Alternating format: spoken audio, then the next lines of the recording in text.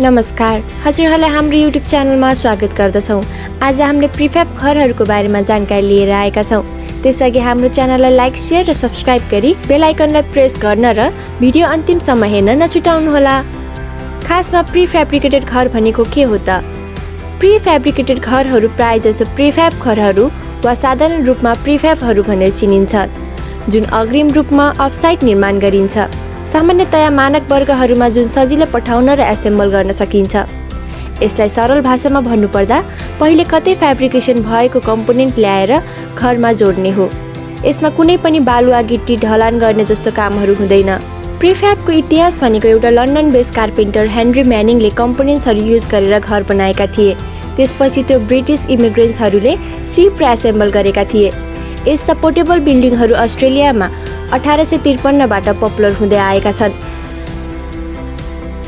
प्रिफ्याब घरको बारेमा थप कुरा गर्नुपर्दा नेपालमा 3 किसिमको प्रिफ्याबका टाइप्सहरू पाइन्छन्। पहिलो हो इको प्यानल।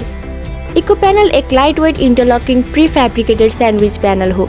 यसले non asbestos calcium silicate board, cement, पानी, बालुवा र एक्सपेन्डेबल पोलिस्ट्रिन समावेश गर्दछ।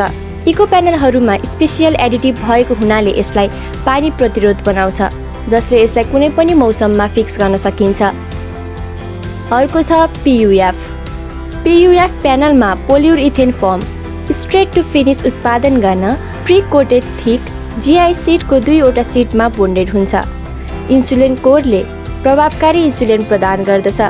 यसका अतिरिक्त यसले हायर लोड र वाइडर स्प्यानको लागि स्ट्रङ बोन्डिङ प्रदान गर्दछ। अर्को छ PUR प्यानल। PUR खासमा रिजिड पोलियुरिथेनबाट डिराइभ भएको हो र एउटा प्लास्टिक मेटेरियल हो। PUR 2वटा ग्याल्भनाइज सिट बीचमा पोलियुरिथेन फोम राखेर तयार पारिन्छ।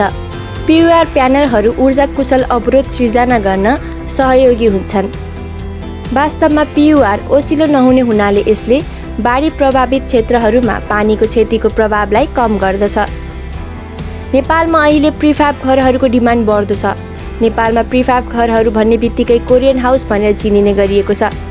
कोरियन हाउस अथवा कोरियन प्रिफ्याब हाउसमा पनि भिडियोमा मेन्सन गरे जस्तै PUR, इको अथवा PUF प्रविधिको प्रयोग गरिएको हुन्छ।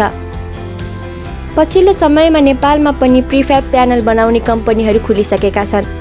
धेरै चलनमा आएको कोरियन हाउसलाई कम्पिट गर्न नेपाली कम्पनीहरू लागि परेका छन् र ती नेपाली कम्पनीहरू हुन् Gorkha eco panel, SY panel Nepal र प्रिफ्याब हाउस नेपाल।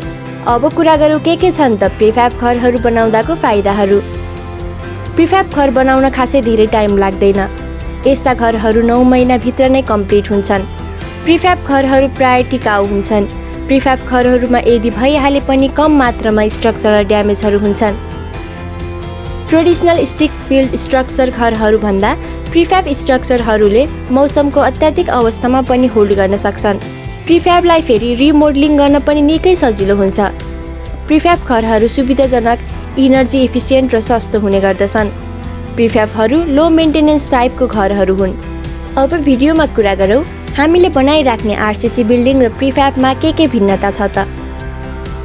कुनै पनि प्रिफ्याब्रिकेटेड स्ट्रक्चरहरू बनाउन हप्ता वा थोरै दिन लाग्छ भने R.C.C कन्स्ट्रक्सन कम्प्लिट गर्न 1 महिनाभन्दा बढी लाग्छ। R.C.C स्ट्रक्चर बनाउन धेरै लगानी लाग्छ, जबकि क्विक इन्स्टलमेन्टका कारण प्रिफ्याब्रिकेटेड स्ट्रक्चर बनाउन त्यति धेरै पैसा भन्ने लाग्दैन। डिजाइन फ्लेक्सिबिलिटीका कारण प्रिफ्याब्रिकेटेड कन्स्ट्रक्सनमा आफ्नो रिक्वायरमेन्ट्स अनुसार घरलाई एक्सपान्ड गर्न मिल्छ, तर R.C.C स्ट्रक्चरमा भने एक्सपान्ड गर्न मिल्दैन। R.C.C घरहरू बनाउन म्यान पावर धेरै चाहिन्छ, तर प्रिफ्याब्रिकेटेड घरहरूको लागि कम्पोनेन्ट्स पहिला नै तयार हुने भएकोले धेरै म्यान पावरको खाँचो हुँदैन। 4 कोठाको प्रिफ्याब घर बनाउन 10 देखि 15 लाख लाग्छ भने 4 कोठाको R.C.C घर बनाउँदा 25 लाख भेट्ने गर्दछ। त्यसैले अहिले नेपालमा प्रिफ्याब घरहरू निकै प्रचलितमा छन्। हामीसँग आजलाई प्रिफ्याब घरहरूको बारेमा जानकारी यति नै छ। यसको बारेमा थप जानकारी पाउनको लागि हाम्रो ब्लग जोइनरिड भिजिट गर्न सक्नुहुनेछ। हामीले जोइनरिडमा कन्स्ट्रक्सन सम्बन्धी रेगुलर अपडेट गरिरहेको हुन्छौँ। ब्लगको लिङ्क म डिस्क्रिप्सन बक्समा राखिदिनेछु र यस भिडियोलाई लिएर हजुरहरूको केही सल्लाह सुझाव भएमा हामीलाई कमेन्ट बक्समा अवश्य भन्नुहोला। हाम्रो च्यानललाई यसरी नै माया गरी सब्स्क्राइब गरिदिनुहोला। धन्यवाद।